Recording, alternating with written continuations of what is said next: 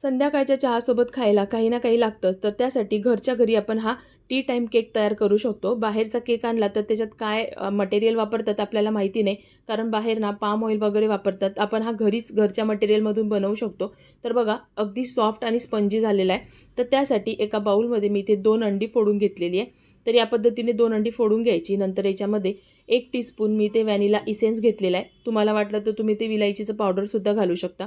आता आपल्याला हे इलेक्ट्रिक बीटरने बीट करून घ्यायचं आहे. तुम्ही हाताने देखील करून घेऊ शकता. हाताने थोडा वेळ जास्त लागतो किंवा मिक्सरमध्ये फिरवू शकता.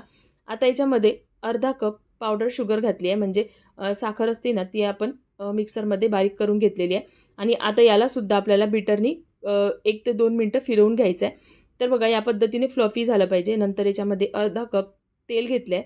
तेल आपण जे आपलं रोजचं वापरीचं असतं ना, जसं सोयाबीन ऑइल किंवा सनफ्लॉवर ऑइल तुम्ही ते घेऊ शकता. आता यालासुद्धा आपण बीटरनी मिक्स करून घेतलं आहे. आता 1 कप मैदा घेतलेला आहे. यासोबतच 1 टीस्पून बेकिंग पावडर घ्यायचं आहे.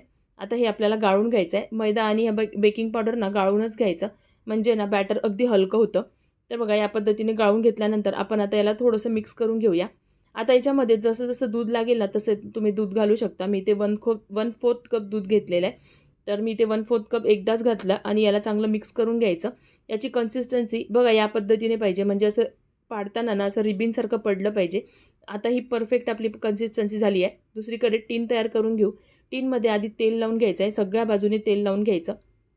नंतर याच्यामध्ये एक बटर पेपर घातलेला आहे आणि आता जे आपण बॅटर तयार करून घेतलं होतं ना ते याच्यामध्ये घालायचं. आता हे टॅप करून आपल्याला वाफवून घ्यायचं आहे. दुसरीकडे मी पातेला आधीच 10 मिनटं प्रीहीट करून घेतलं होतं. आता हे या पद्धतीने टॅप करून घ्यायचं आणि आपण याला वाफवून घेऊया. कमीत कमी 35 ते 40 मिनटं लागतातच. तुम्ही इथे 30 मिनटानंतर एकदा चेक करून घ्यायचं. तर मला इथे 35 ते 36 मिनटं लागली होती. तर आता टूथपिकने असं चेक करायचं. जर तुम्हाला हे ओलं वाटत असेल तर परत 3-4 मिनटं किंवा 5 मिनटं होऊ देऊ शकता. तर बघा आपला हा केक तयार झालेला आहे. आता आपण याला थंड झाल्यानंतर काढून घेऊया. मी थोडंसं गरम असताना काढलं, त्याच्यामुळे तो साईडचा थोडंसं हे निघालेलं आहे. पण थंड झाल्यानंतर काढला ना तर अजिबात तुटत नाही. मस्त असा सॉफ्ट आपला केक तयार होतो आणि खायला देखील खूप छान लागतो. आता बाहेर माहिती नाही आपल्याला किती दिवसाचं असतं काय असतं, पण तुम्ही ह्या घरच्या घरी हा फ्रेश केक घरच्या साहित्यातून बनवू शकता. तर मी तुम्हाला इथे दाखवते बघा किती स्पंजी आणि किती सॉफ्ट झाला आहे. खायला देखील टेस्ट खूप छान लागते, कारण आपण हा घरी मस्त असा फ्रेश हा केक बनवलेला आहे. आता बाहेर माहिती नाही किती दिवसाचं ते बनवून ठेवतात. तर बघा किती मस्त असा सॉफ्ट आणि अगदी जाळीदार आपला हा केक तयार झाला आहे. तुम्हाला ही रेसिपी कशी वाटली मला कमेंट बॉक्समध्ये नक्कीच सांगा. थोडी जरी आवडली असेल तर व्हिडिओला लाईक करा. सोबतच माझी रेसिपी तुम्ही कुठून बघताय ते सुद्धा सांगा.